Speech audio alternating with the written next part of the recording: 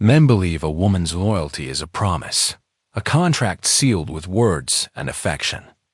They think it is a prize to be won with gifts, with charm, with grand romantic gestures.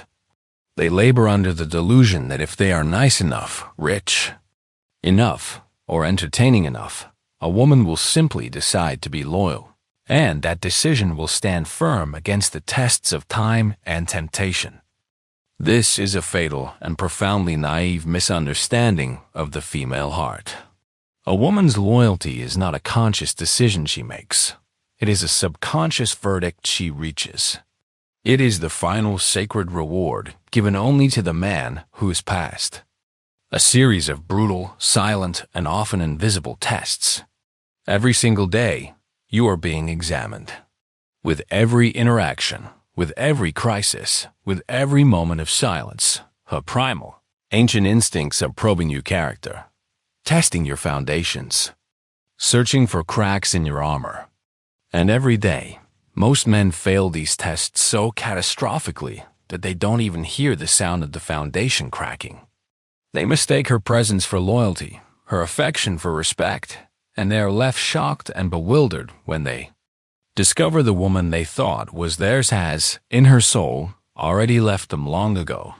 If you do not understand these hidden loyalty tests, you are navigating the most treacherous terrain of your life, completely blind. You are allowing your emotional state, your sense of self-worth, and ultimately, your relationship's fate to be dictated by a set of rules you don't even know exist. Today, we drag these rules into the light. We will uncover the 10 primary female loyalty tests that every man must pass.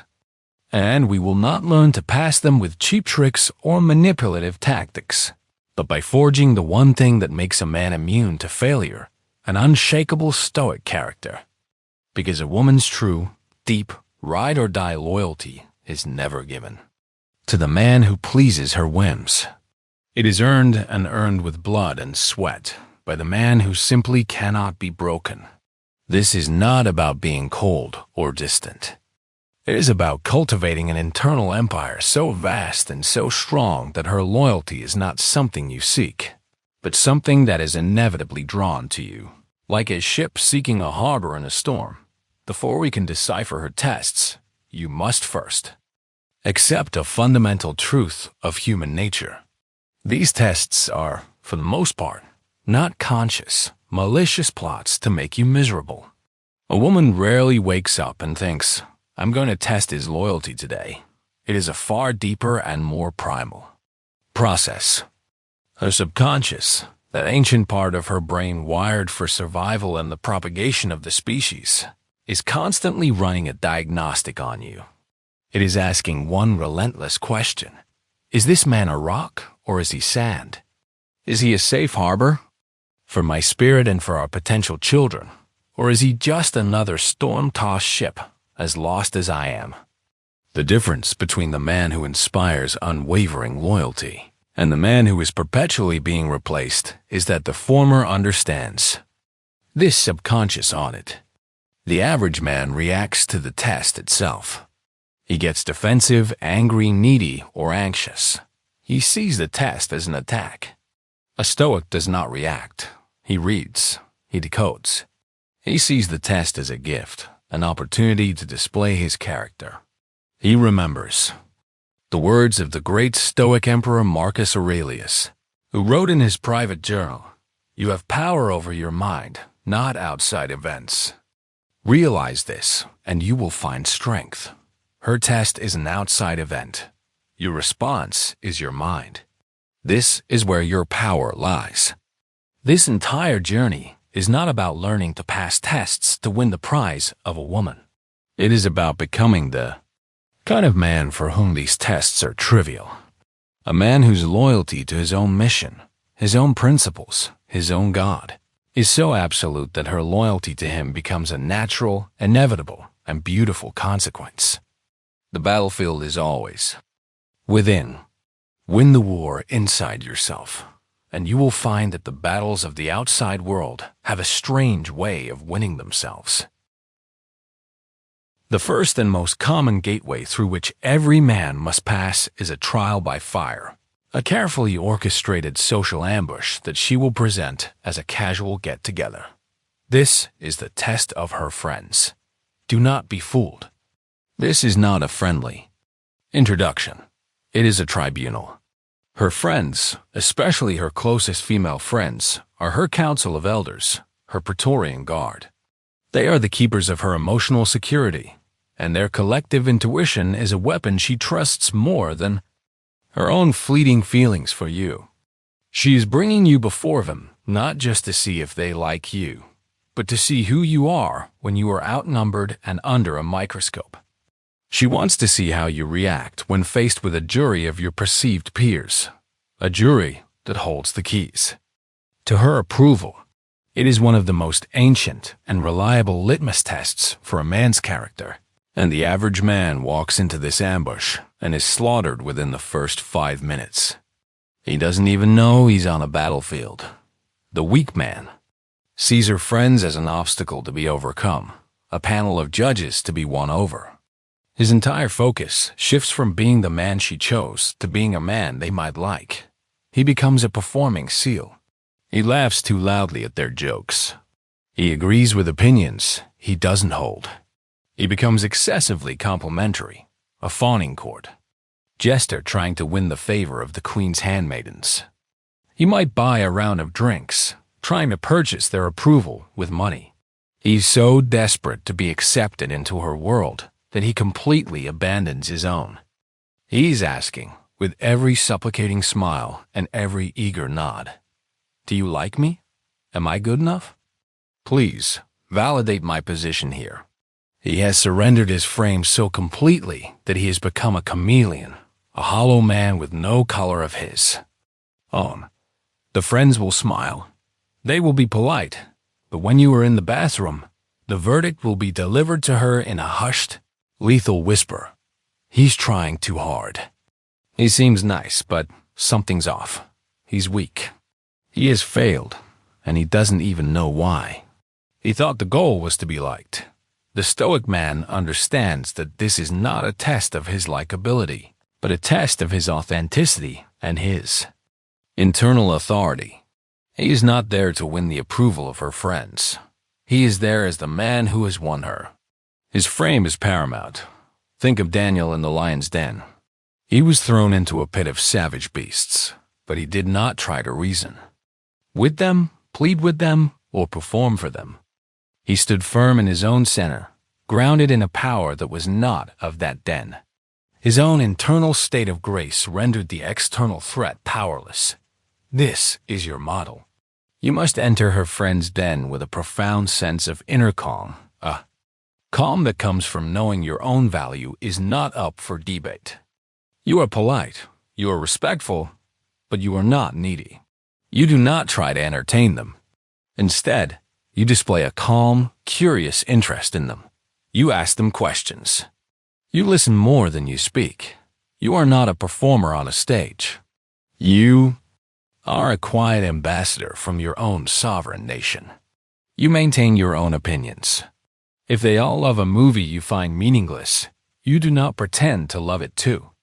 You might say, with a calm smile, "I can see why you all enjoyed it, but it didn't quite land for me." You have disagreed without being disagreeable. You have shown that you have a mind of your own. You are not a threat, but you are also not a supplicant. You are simply a man. The report she gets back from her friends after this encounter will be completely different. They may not say you are fun or hilarious. They may even say you are serious or intense. But they will all agree on one crucial loyalty-building verdict. He is a man. He is solid. He knows who he is. They will respect you. And a woman's loyalty cannot grow in a garden where her friends' respect for you has not first been planted. They have confirmed for her what she hoped was true, that her feelings for you are not a mistake, that she has chosen a man of substance, a rock upon which she can build. Be the king, not the court jester, and she will know she has found her castle. The second test is more direct, more personal, and far more lethal. It is a ghost she summons into the room to see if you will flinch, a phantom designed to probe the deepest foundations of your confidence. It will happen when you are feeling close, when the connection feels real and secure. This is the test of the rival ghost. In the middle of an otherwise perfect conversation, she will casually, almost innocently, mention another man. It may be an ex-boyfriend she is still good friends with. It could be a male coworker who is just so funny and always asking her out. It might be a platonic male friend who's her constant emotional support system. The delivery is an art form. Oh, that reminds me of this one time my ex, David, took me here. Or my friend Mark was saying the funniest thing today at work. The name hangs there in the air between you, a silent missile streaking towards the heart of your ego. She's not just talking about another man. She is holding up a mirror and asking you, who are you in comparison to him? Are you enough? Is your confidence in yourself and in us so fragile that the mere shadow of another man can shatter it? For the man operating from a place of scarcity and insecurity, this is a direct declaration of war. His mind, which was moments before calm and present with her, is now a raging inferno of comparison and anxiety. Who is David? Is he taller, richer, more successful? The poison of jealousy floods his system, and his reaction is an immediate and catastrophic failure of his frame. He will typically choose one of two paths to ruin. The first is that of the inquisitor. His tone shifts, a hard edge of tension entering his voice. He stops the flow of conversation dead and begins to interrogate. Her, who's Mark? You still talk to your ex? What do you mean he's always asking you out? He has taken her bait completely. He has revealed that the ghost she summoned is not only real to him, but is now the most important person in the room. He has shown her, in no uncertain terms, that he is threatened. The second path is that of the sulker. He will not confront her with words, but with a palpable, passive-aggressive miasma. He will grow quiet, distant, and cold. He is punishing her with his mood, a childish tactic that screams insecurity louder than any angry words ever could. In both scenarios, he has failed the test. He has communicated the most unattractive message a man can send. I do not believe I am enough. I live in constant fear of being replaced. Your opinion and the perceived threat of other men has absolute power over my emotional state. The Stoic man, the spiritual warrior, sees this ghost and is not afraid, for he does not believe in ghosts. He understands that jealousy is the most pathetic of all emotions. It is a confession of inferiority, a self-administered poison. He knows that the story of Cain and Abel is a timeless warning. Cain was not condemned for his offering, but for the jealousy that consumed him when he compared his offering to his brother's. He focused on the rival, not on his own relationship with God.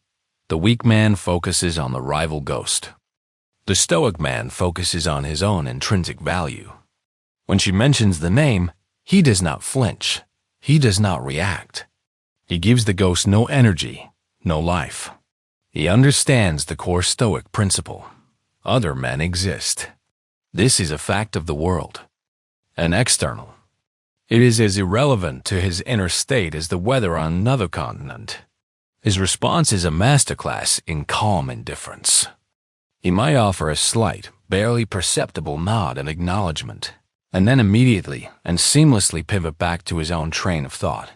Oh, right. So anyway, as I was saying about the project, the name she dropped has been treated with the same emotional significance as a fly buzzing past the window. It is nothing. It does not register. It has no power dot in that moment of supreme, unbothered calm. He passes the test with such flying colors that he redefines the very nature of her attraction to him.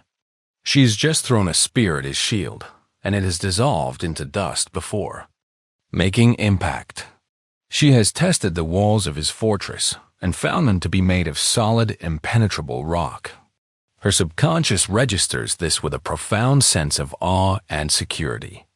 This man is not like the others. This man is not threatened.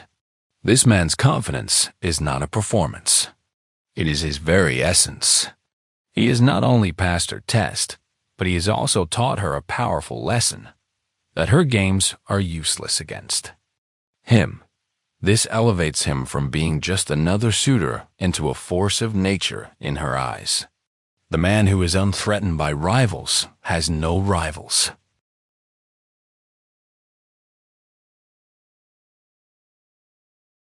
Not with words or actions, but with a sudden and terrifying absence. It is the moment she withdraws her warmth and attention, leaving you in a cold, lonely vacuum of your own anxiety. This is the test of the void. After a period of intense connection, when things feel easy and warm, she will suddenly and inexplicably pull away. Her texts become short, one-word answers. Her calls go unanswered. She's suddenly busy. When you try to make plans, the emotional sunshine you were basking in is replaced by a cold, gray fog. For the man whose sense of well-being is tied to her validation, this is not a test. It is an emergency. It is a 5-alarm fire in his soul. His mind becomes a frantic whirlwind of self-doubt and panicked speculation. What did I do wrong?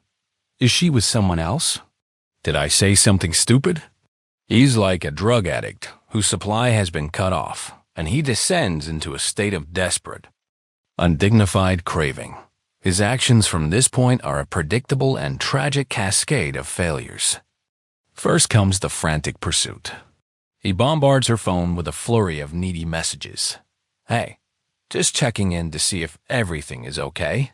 Haven't heard from you in a bit. Hope I didn't upset you. Missing you. He is seeking reassurance, pleading for her to alleviate the anxiety that her absence has created. When the pursuit fails, he often escalates to emotional bribery. He might send her flowers or offer to buy her an expensive gift, trying to purchase back the attention that was once given freely. Finally, when all else fails, he might resort to anger or guilt-tripping. I don't understand why you're ignoring me, or I guess I don't matter to you. He has run the gamut from needy supplicant to petulant child, and with every move, he has hammered another nail into the coffin of her respect for him.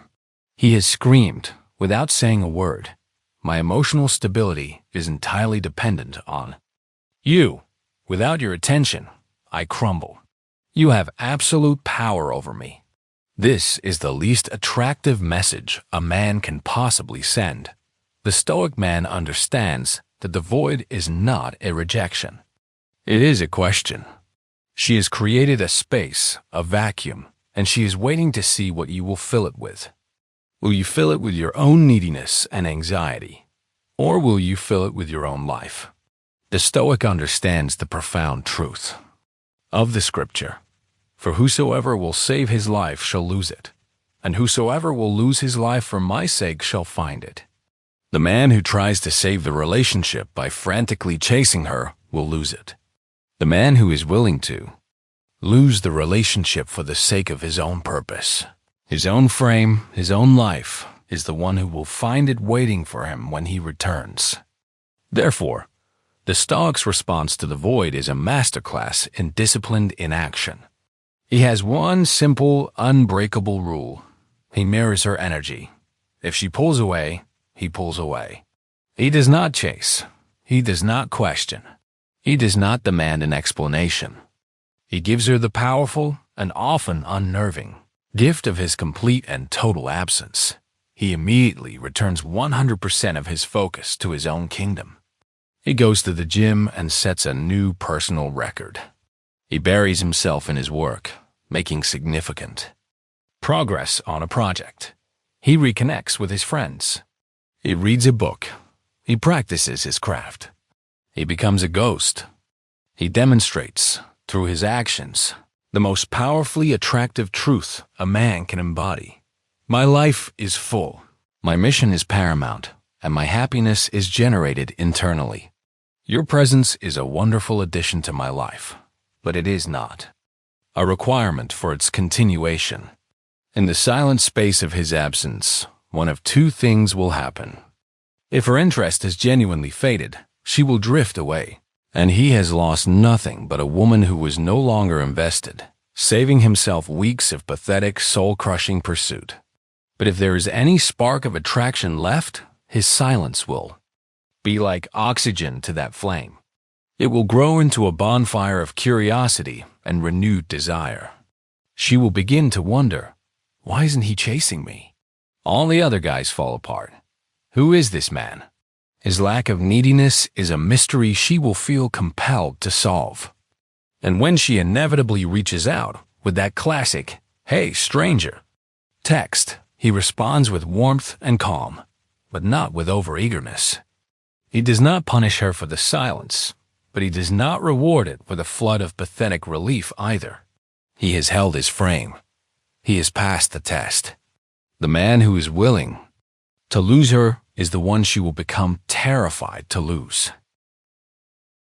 The fourth test is a direct assault on the very foundation of your authority as a man. It is a subtle, and sometimes not so subtle, challenge to your word, your decisions, and your leadership. It is designed to see if your frame is made of steel or of straw. This is the test of the frame challenge. A man's frame is his reality. It is the set of beliefs, principles, and intentions through which he navigates the world. A strong frame is calm, confident, and decisive. A weak frame is anxious, indecisive, and constantly seeking external validation. A woman is instinctively and perpetually testing the strength of your frame. She will do this in countless small ways. You will decide on a restaurant, and she will question your choice with a dismissive tone. You will state an opinion, and she will play devil's advocate, picking it apart. You will set a boundary. I can't talk on the phone after 10 p.m. I need to wind down, and she will deliberately call you at 10:15 with a non-urgent issue. Each of these is a probe, a little tap on the wall of your reality to see if it wobbles.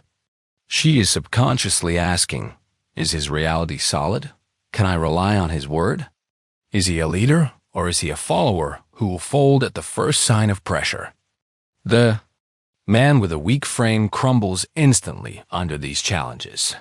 He is so terrified of conflict and so desperate for her approval that he sees her challenge as a command. He has decided on Italian for dinner. She says, "Ooh, Italian is so heavy." Are you sure? The weak man immediately backpedals. Oh, okay, no problem. Where would you like to go? Whatever you want is fine. He has just communicated that his decision had no conviction behind it. It was merely a suggestion, easily discarded. He has surrendered his leadership and handed her the reins. He has failed the test. Or, if he has set a boundary and she violates it, he will let it slide. He answers the phone at 10:15. He has just taught her that his word is meaningless, that his boundaries are imaginary lines drawn in the sand, easily washed away by the tide of her desires. He has trained her to disrespect him. With every surrendered frame, a brick is removed from the foundation of her respect for him. Eventually, the entire structure will collapse. The Stoic man understands that his frame is his honor. His word is his bond. He is not a rigid, unthinking tyrant, but he is also not a flimsy weather vane, spinning in the direction of her every whim. His frame is like a mighty river. It has a powerful, forward-moving current, but it can also gracefully navigate around obstacles without changing its ultimate direction. When she challenges his frame, he does not become angry or defensive. That would be a sign that she has rattled him, that she has found a weak spot. Anger is a confession of a lost frame. Instead, he meets her challenge with a calm, unbothered firmness that is disarmingly powerful. He has decided on Italian. She says, "Ooh, Italian is so heavy. The Stoic man does not argue or defend his choice. He might smile, hold her gaze, and say with a playful but firm tone, "That's why we're going. We're going to eat until we can't move. It's going to be great. Come on." He has acknowledged her input, but has gently, and with confident humor, reaffirmed his original frame. He is still leading. He is not being dragged along by her objection. In the case of the boundary violation, the late-night call, the Stoic man's response is simple and absolute. He does not answer the phone. He lets it ring. The next day, when she asks why he didn't pick up, he does not lie or make excuses. He states the truth calmly and without any emotional charge. "It was after 10 p.m. We can talk about it now." He is not punishing her. He is not angry. He is simply enforcing the reality that he has established. He's teaching her, through his consistent action, that his word is law. This is what Christ meant when he said, "Let your communication be, yea, yea, nay, nay. For whatsoever is more than these cometh of evil." Your yes must mean yes, and your no must mean no. There can be no ambiguity. A man whose word is unreliable is a man whose character is unreliable. The man who can hold his frame calmly and consistently in the face of her challenges becomes a source of incredible security for her. She knows where she stands with him. She knows his boundaries are real. She knows he is a man of his word. He has proven that his reality is a solid thing, a structure she can trust, a house built upon. The rock, her loyalty will naturally gravitate toward the man whose frame she cannot break. The fifth test is a direct challenge to your sovereignty, a test of your personal constitution. It is designed to discover where your allegiance truly lies, with your own principles and purpose, or with her fleeting desires. This is the test of the unreasonable request. This is not a simple request for a favor. It is a strategically, if subconsciously, deployed petition that is deliberately inconvenient, illogical, or unfair. It is a request designed to make you sacrifice a piece of your own world for a trivial piece of hers. She might ask you to cancel a long-standing, important commitment, a meeting, a workout ritual, plans with your closest friends to help her with a task that could easily wait. She might create a minor emotional drama and demand you drop everything to come and soothe her. She might ask for a significant financial favor that crosses a clear boundary of prudence and self-respect. The average man, the man desperate to prove his devotion, sees this as a golden opportunity. He thinks, "This is my chance to be her hero. My sacrifice will be proof of my love." He cancels his plans. He rushes to her side. He opens his wallet. He becomes her on-demand servant. And in that single act of supplicating compliance, he fails the test so utterly that he may never recover. He's just proven that his own word, his own principles, his own kingdom are all for sale, and the price is her temporary approval. You must understand the profound psychology at work. A woman's conscious mind may enjoy the convenience of your compliance, but her subconscious, the ancient operating system that governs attraction, is horrified. It is searching for a man with a spine, a man with a kingdom of his own, a man whose life is governed by a code. A man who will bend to her unreasonable whim is a man who can be bent by anyone. A man whose own word to himself is so easily broken cannot be trusted to keep his word to her in a time of true crisis. His yes to her is built on a no to himself. And this reveals a foundation of sand. She is, in essence, kicking the tires of your self-respect. Is it real, or is it just for show? Think of the temptation of Christ in the desert. Satan presented him with a series of unreasonable requests designed to make him betray his divine purpose for a moment of ease or a display of power. He was asked to turn stones to bread, to throw himself from the temple. And did he comply to prove his power? No. He responded to each test with a calm, unwavering refusal, grounded in his higher principles, his code. He did not get angry or defensive. He simply stated his reality. He demonstrated that his allegiance was to his mission, not to the demands of the tempter. The Stoic man emulates this divine frame. When she presents the unreasonable request, he does not see a demand. He sees a data point. It is an opportunity to display the very strength she is subconsciously seeking. He does not become angry or launch into a lecture about why her request is unfair. That is the reaction of a man who has been emotionally triggered. The Stoic is never triggered. He responds with calm, polite, unshakable firmness. Imagine she asks you to skip your non-negotiable Tuesday night project time to go shopping for a party dress. The weak man folds instantly. The Stoic man, without a trace of anger or apology in his voice, says, "I can't tonight. This is my dedicated time. But I'm free Wednesday evening, and I'd love to go with you then." See the power in this? He has not rejected her. He has honored himself. He has not been cold or dismissive. He's been firm and has even offered a reasonable alternative. He has shown her, through his actions, that his world has a structure, a set of laws, and that he is the loyal king of that domain. The shockwave this sends through her system is immense. Her ego may sting for a moment, but her respect for him will skyrocket. She has just encountered a boundary made not of anger, but of solid, immovable principle. Paradoxically, this wall you have built makes her feel infinitely safer than your cowering compliance ever could. She is drawn to the man she cannot easily control. Your calm, principled no is 1,000 times more valuable to her than 1,000 needy yeses. A man who respects his own word will earn the respect of a woman's heart. The sixth test is a crucible of character, a moment when the comfortable illusions of life are stripped away and your soul is laid bare.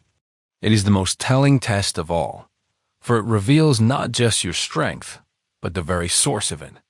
This is the test of crisis. I'm not speaking of a minor inconvenience. I speak of true, soul-shaking crisis, the sudden loss of a job, a terrifying health scare, a betrayal by a friend, a failure in a major life ambition. In these moments, the ground gives way beneath your feet. You are confronted with pain, with fear, with the brutal reality of a world that does not bend to your will. It is here, in the valley of the shadow, that she will be watching you with an intensity you cannot imagine. She is not just observing how you handle the problem. She is observing how you handle yourself. She is asking the most fundamental question a woman can ask of a man. When the storms of life hit him, does he remain a lighthouse, or does he become just another piece of wreckage tossed in the waves? The average man, who has not forged his spirit in the fires of discipline, disintegrates in a crisis. His response is a predictable litany of weakness. He may collapse into despair, becoming a black hole of complaint and self-pity, forcing her into the role of his emotional caretaker. He may lash out in anger, blaming the world, his boss, or even her for his misfortune, revealing a childish inability to take responsibility. Or he may descend into a state of panicked, frantic action, running in circles, trying to fix the unfixable, his every move radiating an aura of desperate fear. In all these cases, he has failed catastrophically. He has shown her that his strength was a facade, a fair-weather performance that was entirely dependent on external circumstances being favorable. He has revealed that his confidence was not a product of his character, but a loan from his good fortune. Now that the loan has been called in, he is spiritually bankrupt.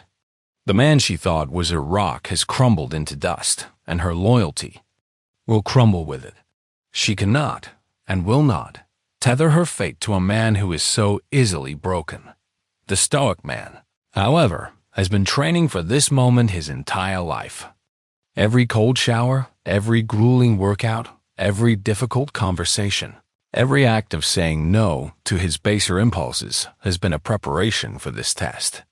He understands the profound wisdom of Seneca, who wrote, "Difficulties strengthen the mind, as labor does the body."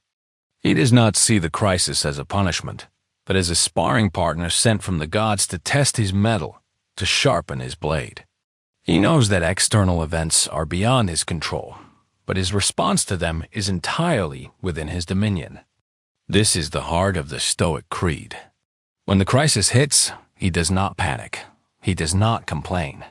He allows himself a moment of quiet, dignified acceptance of the new reality. He acknowledges the pain, the fear, the anger, but he does not identify with them.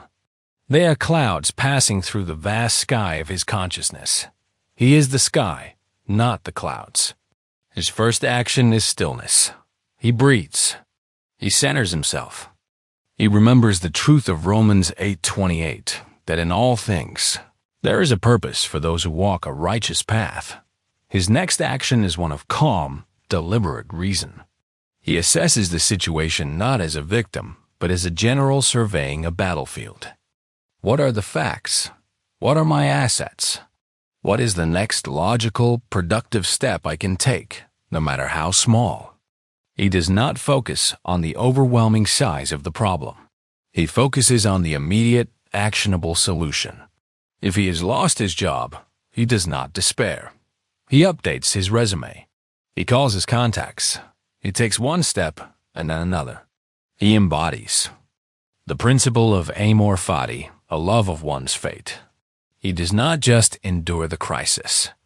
He embraces it as a necessary part of his journey, an opportunity to demonstrate his virtue. She will watch this process with a sense of awe. She will see a man who meets disaster not with panic, but with a quiet, powerful resolve. She will see a man whose spirit is not contingent on his circumstances. She will see a man whose character is truly his own, forged in fire and not gifted by fortune. The loyalty she feels for a man who can navigate his own personal hell with such dignity and strength is absolute. It is a loyalty that transcends mere affection. It is the profound respect a soldier has for a general who leads from the front, a general who is unshakable under fire. He has proven that he is not just a man for the good times. He is a man for all times. The seventh test is a subtle but constant examination of your very essence. It is not a single event, but a continuous, low-frequency broadcast of your character. It is a test of your internal state, your spirit, your very reason for being. This is the test of your personal mission. A man without a mission, a man whose life is not animated by a purpose greater than his own comfort or the acquisition of a woman, is a ship without a rudder. He is adrift in the currents of circumstance, his direction dictated by the shifting winds of other people's opinions and desires. A woman's soul is a finely tuned instrument for detecting this rudderless state. She may not be able to articulate it, but she can feel it. She can sense when a man's life is a journey towards a destination and when it is simply a series of random, aimless wanderings. She is perpetually testing to see if your mission is real, if your purpose is your true north, or if it is just a hobby you will discard when it becomes inconvenient. She will test this by trying to pull you away from it to see if your center holds. She will complain that you work too much.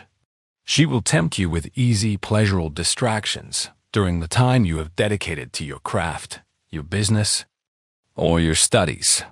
She will challenge the validity of your ambition, questioning its value or its likelihood of success. The average man, especially one who has already begun to make her the center of his universe, will see his mission as a bargaining chip. He sees it as something to be sacrificed on the altar of her approval. When she complains that he is working too much, he will cut back his hours, hoping to please her. When she tempts him with a distraction, he will abandon his post, eager to show her that she is his priority. He believes he is choosing her, but he's actually demonstrating that he has nothing of his own worth choosing. He's like Esau, who sold his birthright for a bowl of stew.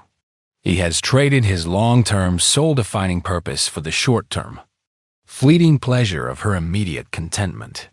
He has shown her that his ambition is a hollow performance, a house of cards that collapses at the first gentle breeze of her displeasure. Her conscious mind might enjoy the extra attention, but her subconscious is logging a fatal piece of data. This man's word to himself is worthless. His path is not real. He's not a king building a kingdom. He's a servant waiting for orders. Her loyalty cannot take root in such barren soil. The Stoic man understands that his mission is his spine. It is the central pillar around which his entire life is built. It is his sacred fire. His relationship with his purpose is his primary relationship. All other relationships, including his romantic one, are secondary. This does not make him a neglectful partner. On the contrary, it is his unwavering commitment to this mission that makes him a man of immense value, a man capable of providing, protecting, and leading. His purpose is the very source of the masculine energy she is drawn to.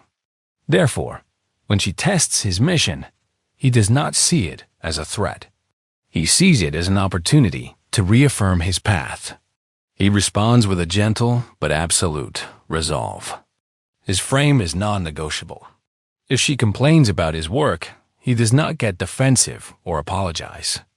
He might pull her close, look her in the eye, and say with calm conviction, "I know it's a lot right now, but what I am building is important for us. I appreciate your patience." He has validated her feeling without surrendering his position. He has reaffirmed his mission and framed it as a shared enterprise.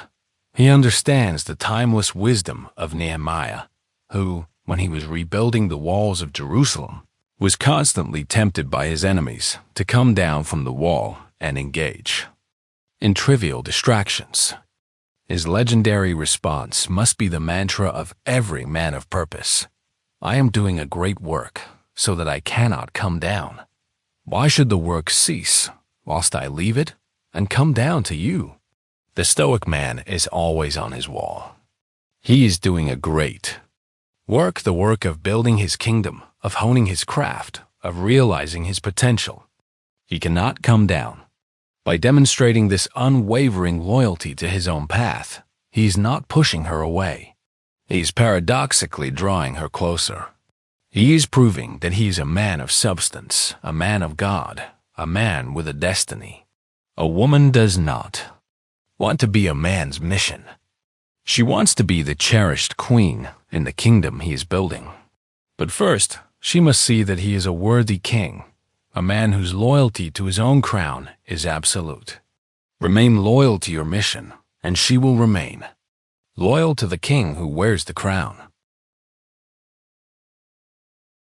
The eighth test is a deep and often silent probe into the very fabric of your moral character. It happens in the small, unobserved moments, in the transactions of daily life, in the way you speak about others when they are not around. This is the test of your integrity. A woman is constantly, and often subconsciously, gathering data on your character. She is watching how you treat the waitress, the cab driver, the janitor. Are you respectful and courteous, or are you arrogant and dismissive? She is listening to how you speak about your friends, your family, and your colleagues. Are you loyal and honorable, or do you engage in gossip and backbiting? She is observing how you handle your commitments and your finances. Are you a man of your word, who pays his debts and honors his agreements, or are you flaky and unreliable? These are not trivial details. To her, they are a mosaic that, piece by piece, creates a picture of your soul. She is asking a fundamental question. Is this a good man? A woman's loyalty, the kind that weathers storms, is deeply intertwined with her belief in a man's fundamental goodness. She must believe, on a deep level, that she has allied herself with a man of honor, the average. Man is often completely oblivious to this constant low-level audit. He believes that his character is defined by how he treats her. He will be charming and respectful to her face, but then be rude to a service worker or speak ill of a friend behind his back. He compartmentalizes his morality, thinking that his private actions have no bearing on his romantic relationship. He doesn't understand that for a woman, there is no separation. You are who you are, all the time. When she sees you act with a lack of integrity in one area of your life, a seed of doubt is planted. If he is willing to betray a friend with his words, might he one day betray me? If he is willing to be dishonest in a small financial matter, can he be trusted in a large one? If he treats a stranger with contempt, does he harbor that same contempt in his heart? His small acts of dishonor are like tiny cracks in a dam. Over time, they weaken the entire structure of her trust until it is ready to burst. He is failing, a test he doesn't even know he is taking. The Stoic man understands that integrity is not a performance. It is a way of life. It is the practice of living in perfect alignment with one's highest principles at all times, especially when no one is watching. This is the essence of a virtuous life. The Stoic does not act with honor to impress his woman. He acts with honor because he is a man of honor. His character is a constant. It does not fluctuate based on the audience. He is guided by the principle that it is impossible to live a pleasant life without living wisely and honorably and justly. And it is impossible to live wisely and honorably and justly without living a pleasant life. The two are intertwined. He treats the CEO and the gender with the same level of baseline human respect, because his respect for others is a reflection of his respect for himself, not their status. He does not engage in gossip because he understands that to diminish another man with his words is to diminish himself. He is fiercely loyal to his friends and his family, even when they are not present, because his loyalty is a principle, not a convenience. He is, in short, a man whose actions are a perfect reflection of his values.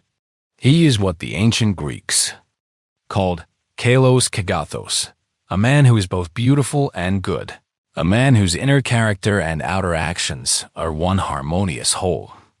She will observe this consistency, this unwavering integrity, and it will fill her with a profound sense of peace and security. She will know that she is with a man whose moral compass is true. She can trust him, not because he tells her she can, but because she has seen the undeniable evidence of his character in 1,000 small, unguarded moments. She knows that the man he is with her is the man he is with everyone. This kind of trust is the bedrock of deep, lasting loyalty. A woman may be temporarily infatuated with a bad boy, but she will only give her lifelong, unwavering loyalty. To a good man, your integrity is your spiritual signature. Make it one of unwavering honor, and she will pledge her allegiance to the man who signs his name with such character. The 9th test is a subtle, ongoing evaluation of your most sacred masculine duty. It is not about your physical strength or your ability to win a fight. It is about your capacity to create a sanctuary of peace in a world of chaos. This is the test of your protective presence. Every woman, no matter how strong, independent, or successful, has a deep-seated, primal need to feel safe. This is not just about physical safety from external threats, though that is a component. It is about emotional and psychological safety. She needs to feel that in your presence, the anxieties of the world recede. She needs to know that your frame is a fortress within which her spirit can rest, a place where she does not have to be perpetually on guard. She is constantly testing the perimeter of this fortress. Does your presence bring her a sense of calm, or does it add to her anxiety? When she is with you, does her nervous system downregulate, or does it remain on high alert? This test is Passed or failed not in grand gestures, but in the ambient energy you project every single day. The man who fails this test is the man who is a source of emotional chaos himself. He's the man who brings the stress of his work home with him, filling the space with his anger and frustration. He is the man who is emotionally volatile, whose moods are unpredictable, forcing her to walk on eggshells, never knowing which version of him she's going to get. He's the man who is consumed by his own anxieties, constantly seeking her reassurance, forcing her into the role of his emotional mother. In all these cases, he's not a protector, he's another threat.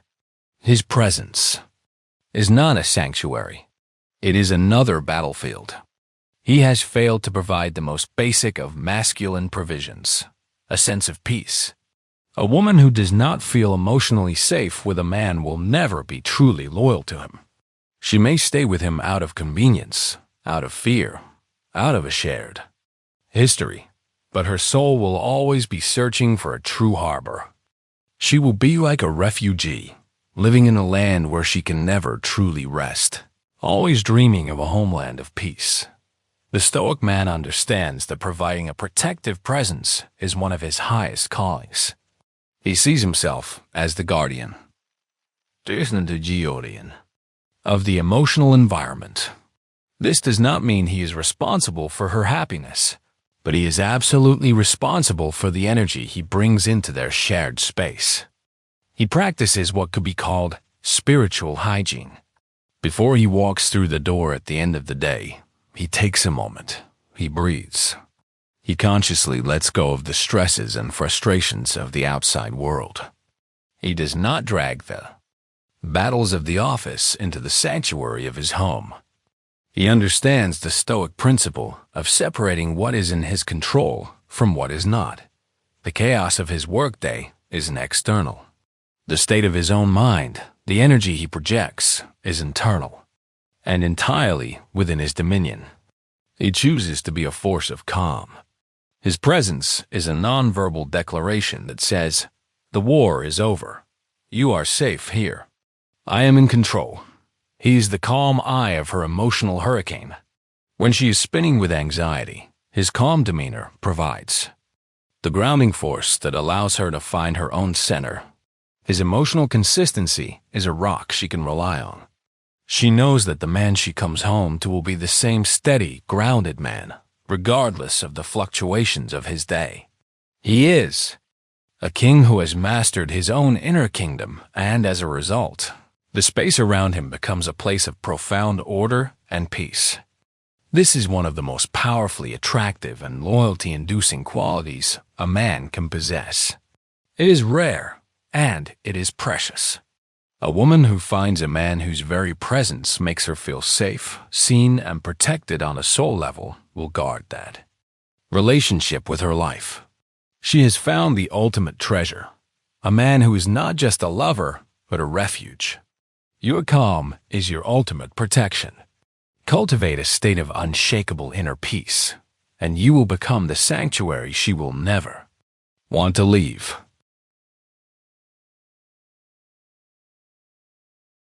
The 10th and final test is the master test, the one that encompasses all others. It is not an event or a specific challenge, but a continuous, lifelong examination of your trajectory. It is the ultimate question a woman's soul asks of a man. This is the test of your growth. A woman does not fall in love with a static photograph of a man. She falls in love with a man in motion, a man on a path of ascent. The man you are today is not the man she is committing to. She is committing to the man you are becoming. Her loyalty is a bet, a wager on your future potential. And she is constantly, vigilantly watching to see if her bet is paying off. Is he growing or is he stagnating? Is he becoming stronger, wiser, more capable, more virtuous, or is he slowly decaying, becoming a lesser version of the man she met? This is the ultimate loyalty test, because it is a test of life itself against the forces of entropy and complacency. The universe demands growth, And a woman's primal instincts are in perfect alignment with this cosmic law. The man who fails this test is the man who believes that the work is done. He gets the girl, he gets the job, he gets the house, and he thinks he has arrived. He stops learning. He stops pushing his boundaries. He stops seeking new challenges. He becomes comfortable. His conversations, once filled with the fire of his ambitions and the excitement of his discoveries, become a tedious loop of complaints about his job, gossip about his neighbors, and nostalgic stories about his glory days. He is no longer looking forward to the horizon. He is staring into the rearview mirror. He's become a stagnant pond, and the life within it begins to die. She feels this stagnation as a kind of spiritual suffocation. The exciting adventure she signed up for has become a boring, predictable prison sentence. The man who was her star to follow has become a black hole, pulling her down into his own complacency. Her loyalty will not survive in this airless environment. She will begin to fantasize about a man who is alive, a man who is still on the climb, and eventually, her spirit will compel her to seek one out. The Stoic man understands that life is growth. To be stagnant is to be dead. The Stoic path is not a destination. It is a permanent, lifelong journey of self-improvement. He embodies the principle of eudaimonia, which is not about fleeting happiness, but about the flourishing that comes from living a life of virtue and striving towards one's highest potential. His work is never done. He is always a student. He reads. He learns new skills. He seeks out mentors. He faces his fears. He is constantly at war with the weaker version of himself. He knows that yesterday's victories mean nothing today. The battle for his soul is fought anew with every sunrise. This commitment to perpetual growth is not a tactic to keep her. It is the very essence of his being. He is not doing it for her. He is doing it for himself, for his own soul's expansion, and this is precisely why it is the most powerful loyalty-binding force in existence. She sees that she has committed to a man whose value is perpetually compounding. The man she is with today is even better than the man she met last year, and the man he will be next year is a thrilling mystery. She's not with a man. She is with a force of nature, a process of becoming. Her life with him is a constant adventure because he is constantly evolving. It brings new ideas, new energy, new strength into the relationship because he is constantly cultivating them within himself. He's a leader not just in his decisions, but in his very example. He's leading them both on a journey of ascent. A woman who finds a man committed to this path of endless growth will feel as though she has won the greatest lottery in the universe. She will not just be loyal to him. She will be his greatest champion, his most fervent admirer. She will know that her bet on him was the wisest investment she ever made. Do not seek to arrive. Seek to become. Your growth is your greatest gift to her, and the ultimate guarantee of her unwavering loyalty.